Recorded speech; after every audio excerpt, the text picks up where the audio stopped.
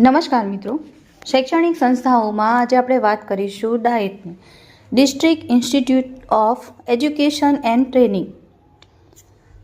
Diet જિલ્લા શિક્ષણ અને તાલીમ સંસ્થા, પ્રાથમિક શિક્ષણનો આધારસ્તંભ. એનું ફૂલ ફોર્મ આપણે પહેલાં જ જોઈ લીધું છે.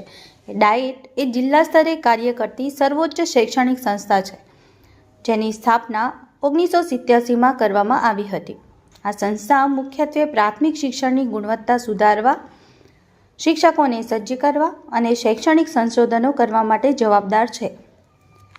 ડાયેટના મુખ્ય ઉદ્દેશો અને કાર્યો: શિક્ષણની ગુણવત્તા અને તાલીમ, શિક્ષકોને પૂર્વ સેવા અને સેવાકાલીન તાલીમ આપી વ્યાવસાયિક ક્ષમતામાં વધારો કરવો, શૈક્ષણિક નવોત્થાન અને સંશોધન, શાળાકીય સમસ્યાઓ પર સંશોધન કરવું અને નવીન શૈક્ષણિક પદ્ધતિઓનું માર્ગદર્શન આપવું, સામગ્રી વિકાસ એટલે TLM, શિક્ષણને રસપ્રદ બનાવવા માટે ટીચિંગ લર્નિંગ મટીરિયલ અને પાઠ્યપુસ્તક આધારિત સામગ્રી તૈયાર કરવી.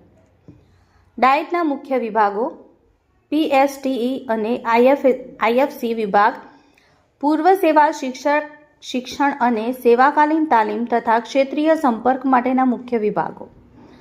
CMDE અને ET વિભાગ, અભ્યાસક્રમ વિકાસ, મૂલ્યાંકન અને શિક્ષણમાં ટેકનોલોજીનો ઉપયોગ સુનિશ્ચિત કરતા વિભાગો.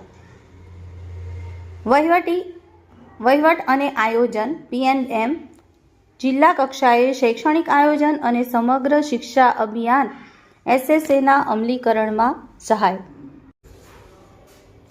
પરીક્ષાની દ્રષ્ટિએ ઉપયોગી ડાયેટના વિવિધ વિભાગોના ટૂંકાક્ષરી નામો અને તેની સમજ. વિભાગનું નામ: PSTE. પૂર્ણ નામ છે પ્રી સર્વિસ ટીચર એજ્યુકેશન, પૂર્વ સેવા શિક્ષક શિક્ષણ.